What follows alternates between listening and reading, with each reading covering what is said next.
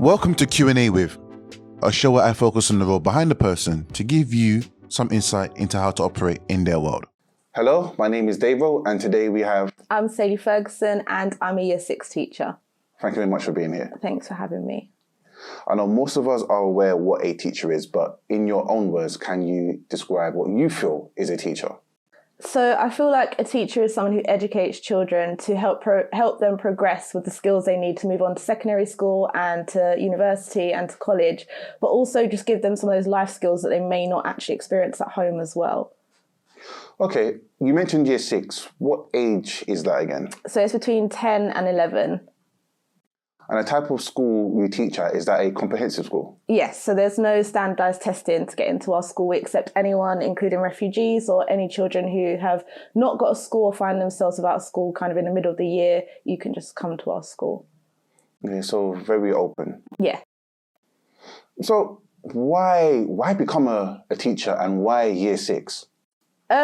To be honest, I didn't really want to be a teacher in the beginning. I wasn't very good in education. I was smart, but I was more silly, so I messed around quite a lot. So in secondary school, I knew I had to do what I had to do to get my GCSEs. But once it got to college, I was kind of kicked out of college because I didn't take things seriously. So then I fell into kind of a apprenticeship, which was working in a nursery with young children. And it kind of built on from there. And then Year 6, when I first applied for my job, I actually wanted Year 2 because I had experience with young children working in a nursery. But after my interview, they felt that I was much better suited to the older year groups because I had that better connection with them. Okay, so why did you want to teach Year 2? I think because I'd grown up around young children, being in a nursery constantly, and all the from being in a nursery, I then went to be a teaching assistant. So I kind of took those steps. So I'd always been positioned in the younger years, so I felt confident around that age group. So that, and I knew I could teach them, and I enjoyed teaching the younger ones. So I felt like that was my area, but they felt differently. Well, it works out in the end, doesn't it? Yeah, definitely. So how long have you been a teacher for? This will be my 3rd year. And what was the process? I know you explained parts of it, but what was the process from you deciding I want to be a teacher to actually being a teacher? So when I was a teaching assistant, I felt like after watching a teacher continuously teach, I felt like I could do that. And I couldn't continue sitting in the classroom knowing that I could do something that I was watching. So then I had done my apprenticeship, which helped me get kind of the A levels that I needed for college. I already had my GCSEs that I needed. So then I went to university. And to go to university, you either have to do a degree of some sort and then a PGCE. But the course that I applied for was a 3-year primary education course, and it was actually completely full. So they made me go on to an accelerated course, which was 2 years where they just condensed everything into 2 years, which was a lot more work. And then we had to do another year of PGCE after that to become a teacher. 2 things there. What was it, PGCE? PGCE, yeah. What is that? It's so it's kind of like a year after you've got your degree. It's a year that you spend in schools to kind of get that first-hand experience where you get observed and you have to reach all the teaching standards to make sure that you have the qualities to be a teacher before moving on to actually go on to your NQT year and become a teacher. You also mentioned teaching assistant. Yes. How did you become a teaching assistant? What was that? Is there a process for that? Is it so there's not really a process. I just felt because I'd already worked in a nursery, I think they kind of liked that I had qualities that worked with children. So I just went for it. You don't really need any qualifications to be a teaching assistant. I think with experience, they prefer it. So I think I had a bit of a step ahead because I had that experience. But I think it's just whether they feel that they like you. If they feel that you click with the children well enough, then you can kind of get your foot in the door there. You mentioned interview. In the interview, is it just questions and answers, or do they ask you to do a mock example of anything, or? Yeah, so some are really different. Sometimes you have to actually do an exam. So you do an English and a maths exam, and then you have a one-to-one interview. And then you could also have a group interview with all the other candidates.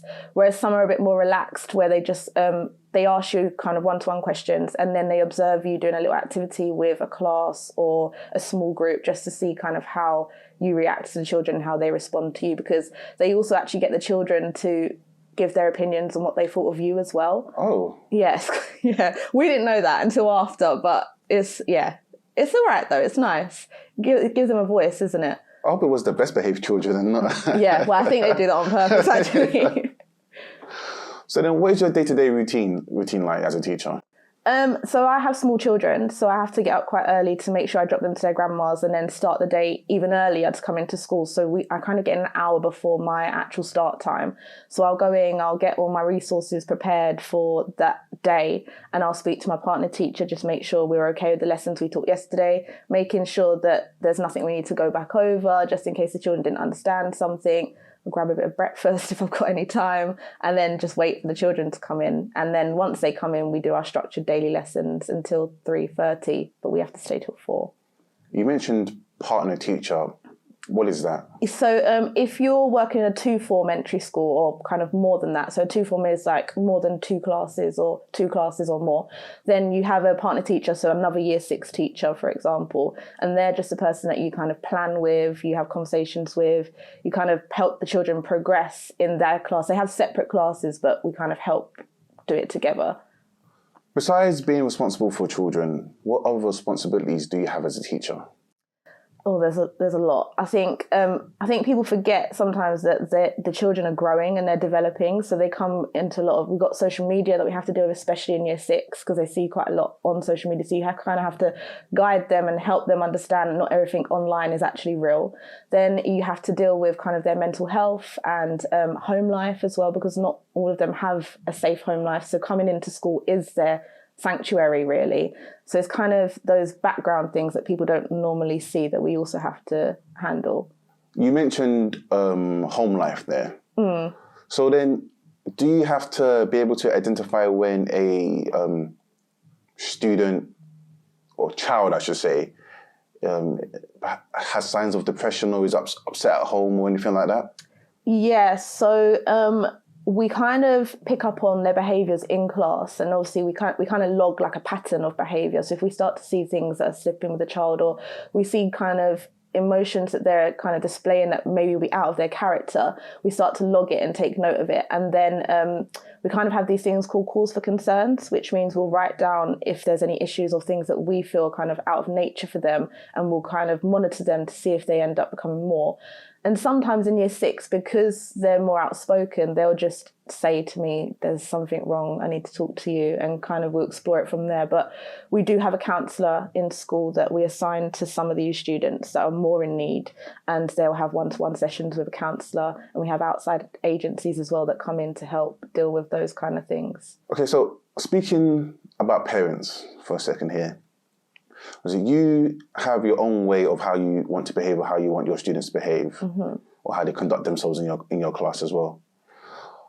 Are there times where how you want your children to behave may not be in alignment with a parent's way of how their child behaves or should behave? Yeah, I think we do come across some parents who kind of, it'll be not my child would never do that kind of thing, but I think they have to learn to trust us, because we're with them majority of the day and more times than they're actually with their own parents. So I think I haven't really come into contact with parents who kind of disagree with the way that I manage their children. The only thing that I would say is kind of in academics terms, where I've noticed that a child maybe isn't as far as their parents may think they are, and their parents are quite pushy on that. And it's just having that conversation with them to say, like, they're not really going to get to that bit if you keep kind of overloading them with work. So it's more of an educational stance more than an actual behavioural stance, I would say. Okay.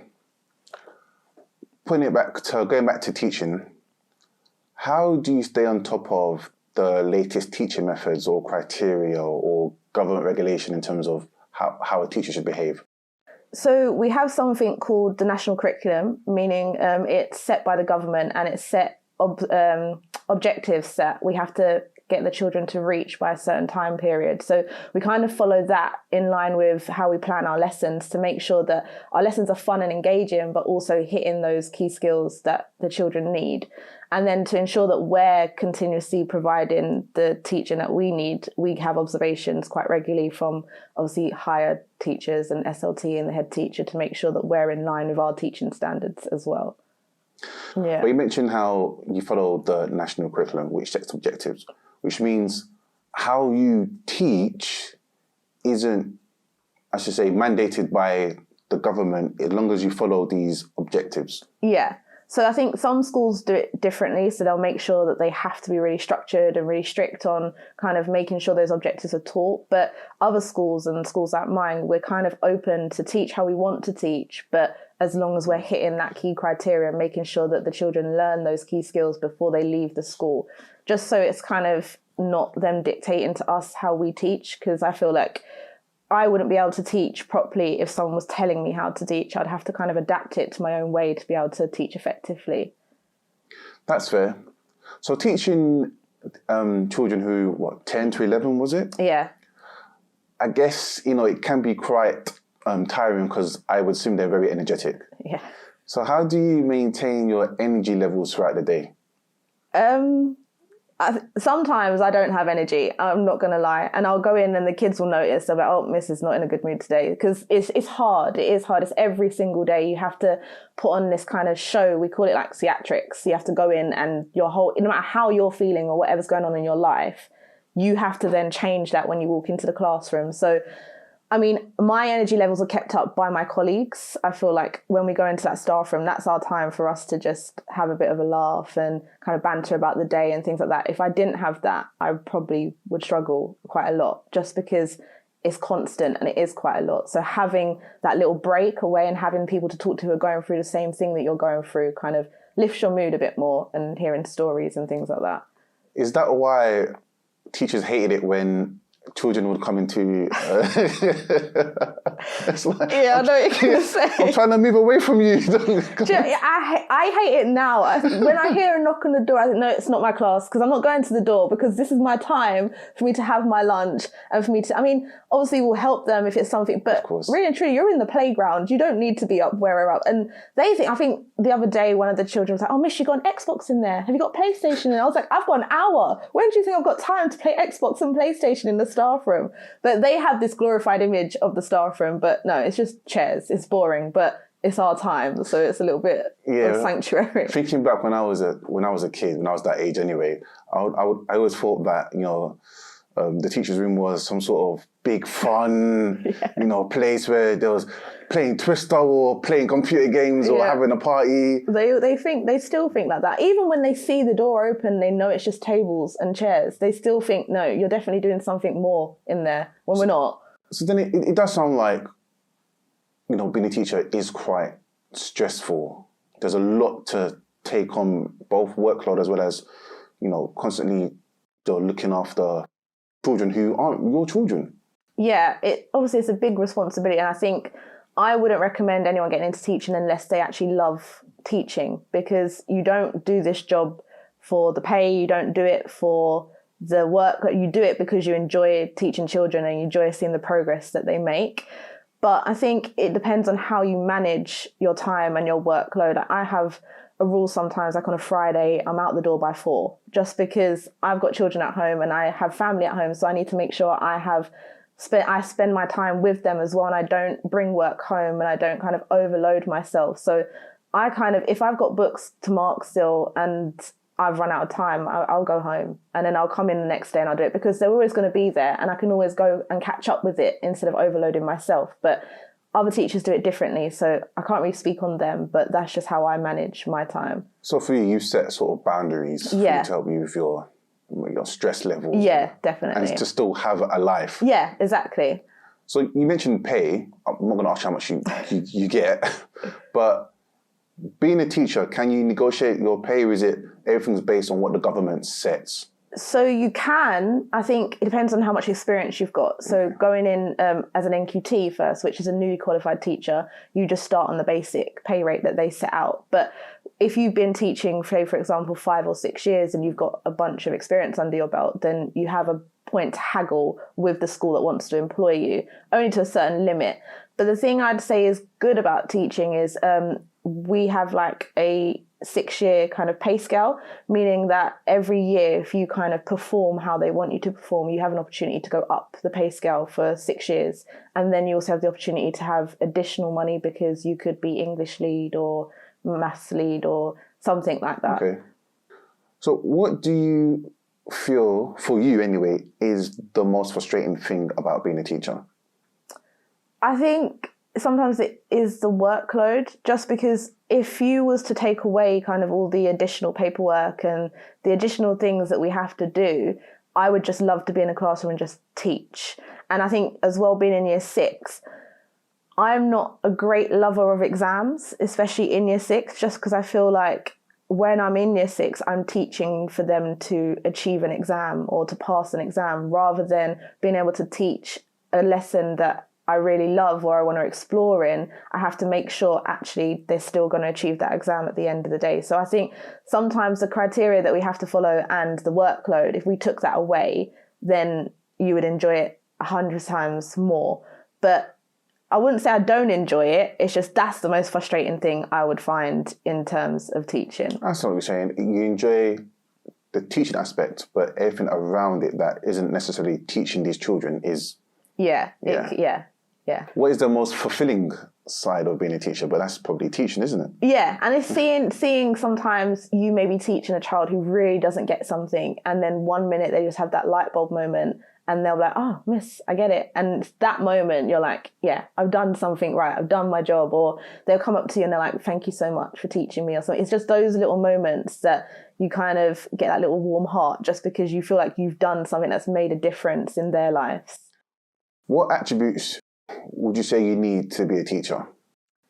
I think you need patience, definitely patience. I think you need to have kind of, I don't know the word I'm looking for, just kind of be a bit warm. I can't think of the word at the moment, but just kind of accepting to a child. They need nurturing. That's the word. You need to be nurturing. You need to have patience. And I think they're the main two, I would definitely say, because a lot of children need nurturing, because you wouldn't realise how many don't get it at home. And then patience, just because sometimes as a teacher your patience can wear really thin, but they're still learning. So just because we know everything, they don't know everything at the moment. We don't know everything, but they don't know as much as we know. So you have to remember that sometimes. I think even myself, I forget that with my children, I would expect them, not knowing that I think my children are quite intelligent, I'll push them way more than I think they need to. And it's just taking that step back sometimes and realising they need a bit more time. You don't need to give me the name or when or why, but are you part of a union? Yes. What are the benefits for a teacher being part of a union? I think the main benefits that I would say is that if something isn't kind of not going your way, but if something happens in a school, say for example, an accusation's been made against you, and the school have a duty to look into that, but sometimes they're more on the child's side. And I don't think it's something personal. I just think they have to have a duty of care to the parent and the child. But it kind of leaves us in the lurch a little bit. So we need someone that's then on our side to kind of look into things and making sure that we're protected if there is an accusation, but also in terms of your employers, if they're doing something that you don't feel is correct, or in terms of your pay, or if they're dismissing you or something like that is out of your control, they're there to kind of help you and give you the correct information and knowledge that you can come back with to make sure that things aren't kind of going wrong and you can't manage it. Another question, holidays. Yeah. Teachers, I don't know if this is correct or not, are teachers only allowed to take holidays during the time when children have holidays, like half term and the summer holiday? Yeah, so we're not allowed. We can book like 1 day off or 2 if you're lucky, but other than that, it has to be kind of in line, because we do get a lot of holidays, and it's a debate that is quite irritating, because a lot of people just think that teachers don't really work and all they ever do is go on holiday and things like that, which is true. We do get a lot of holidays, but we have to follow in line with those things. So if I wanted to go abroad, I'm going at the higher rate because I have to go when all the children are off. And say, for example, we have half terms, it's a week, and people think, okay, you've got a week off, but the children have a week off. I don't, because I've got to work and plan for the week I'm going to be back in the next week. Yeah. So if it's 2 weeks, great. That first week is dedicated to school. Then the second week, I've got time for myself. But other than that, if it's a week, I'm still working. And even then, you have children yourself as well. So and they'll be off. So it's like, well. So it's double work. That's fair. Okay, last question. So what song would you like to include in our playlist? Can it be Russ, What They Want, please? Russ, What They Want. Yeah. Thank you very much. Thank you for having me. I'm Sade Ferguson, a Year 6 teacher, and you've been watching Asani TV. If you've enjoyed this video, please do comment, like, share, and subscribe.